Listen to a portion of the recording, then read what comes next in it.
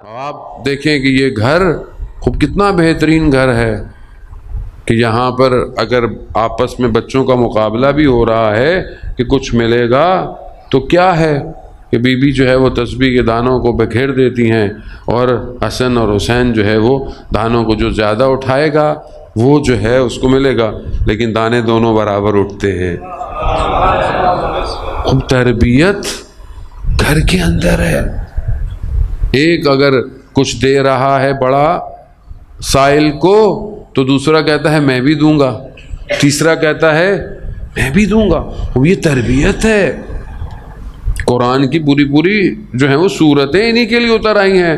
خوب کیا یہ تربیت ہم دے رہے ہیں بچے کو؟ کیا ہمارے گھر میں بچے کو سکھایا جاتا ہے کہ بیٹا صدقہ ایسے دینا ہے، خیرات ایسے دینا ہے، اللہ کی راہ میں ایسے دینا ہے؟ کیا اس کے اندر یہ انفاق کا سافٹ ویئر انسٹال کیا جاتا ہے یا نہیں، یا خود غرضی سکھائی جاتی ہے؟ آج جو بچے کے اوپر کام ہو رہا ہے، animation, D C comics, Disney world, Marvel, یہ خود غرض بنا رہے ہیں اس کو، یہ خود پرستی بنا رہے ہیں۔ اس اینیمیشن کارٹون کے ذریعے آج دیکھیں بچہ ہر چیز چھین رہا ہے، چھپٹ رہا ہے، پھینک رہا ہے، دوسرے کی بھی چھین لیتا ہے، اس کی بھی چھین لیتا ہے، باہر دیکھتا ہے وہ بھی چاہیے اس کو۔ کیا ہے یہ؟ دنیا پرستی، دنیا کی چیزیں سے سکھائی جا رہی ہیں۔ اب یہ بچہ کب یہ کہے گا کہ میں خود دے دوں؟ تربیت دیکھیں آپ عزیزان محترم، امام حسین علیہ الصلوۃ والسلام، اللہم صلی اللہ،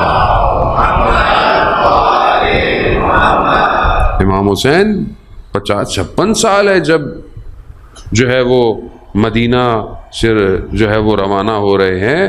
اس سے پہلے جب مدینہ کے حاکم نے امام کو بلایا بیعت کے لیے تو امام نے جہاں بہت سارے جملے کہے، ہے ہاتھ منا ذلہ، یہ امام کا جملہ ہے۔ اس کے بعد امام نے ایک اور جملہ کہا کہ جو زیادہ پڑھا نہیں جاتا۔ امام نے جب یہ کہا کہ خوب ہمیں گوارا نہیں ہے یہ ساری چیزیں، ہم اس سے مبرہ ہیں، تو امام نے فرمایا کہ جس طہارت نے ہماری پرورش کی ہے وہ راضی نہیں ہے اس کام سے۔ یعنی اگر آپ اس کو عام جملوں میں ترجمہ کریں تو کہا ہماری والدہ راضی نہیں ہے اس کام سے۔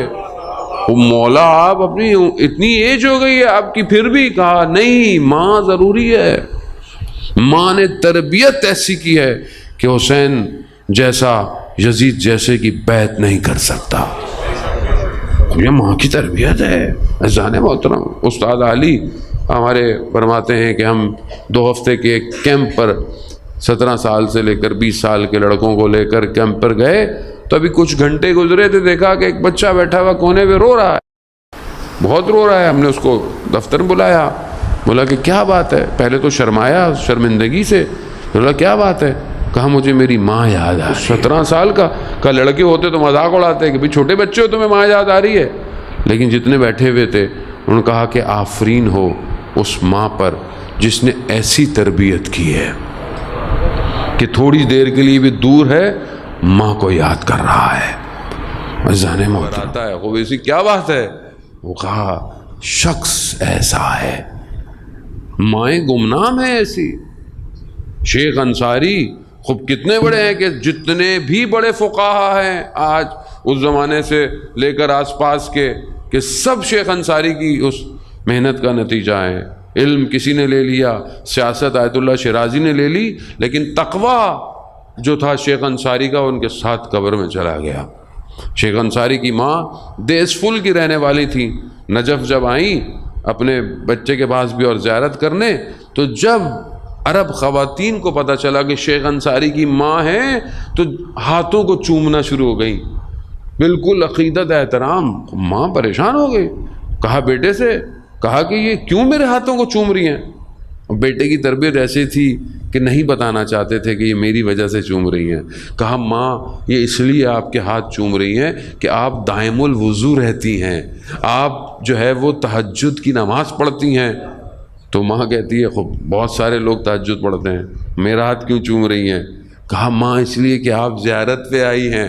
خوب کہا بہت سارے لوگ زیارت پہ آئے ہیں، میرا ہی ہاتھ کیوں چوم رہی ہیں؟ خوب ماں بھی ان کی سخت تھی۔ دیکھا کہ اب کوئی چارہ نہیں رہا تو کہا ماں یہ میری وجہ سے چوم رہی ہیں۔ کہا تمہاری وجہ سے کیوں چوم رہی ہیں؟ مگر تم کون ہو؟ تم اگر کوئی صرف بندہ خدا ہو، تمہارے اندر کیا ایسا خاص ہے؟